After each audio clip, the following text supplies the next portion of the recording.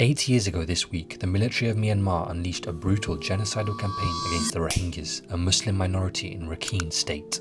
Over 392 villages were burnt down, over 30,000 were killed, and 740,000 Rohingyas fled as refugees to Bangladesh, where the situation is still considered a humanitarian disaster.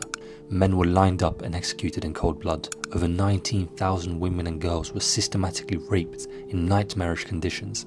They were targeted solely for their religious and ethnic identity.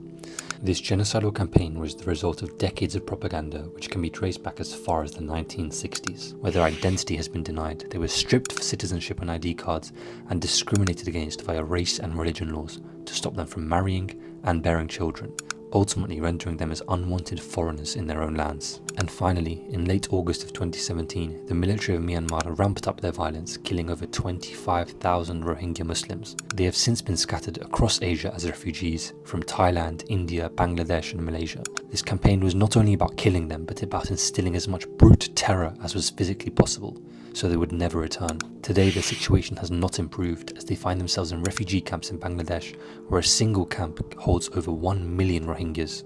In this camp, they are often starving, where natural disasters are consistently hitting them and humanitarian aid is sparse. No education, clean water or safe shelter.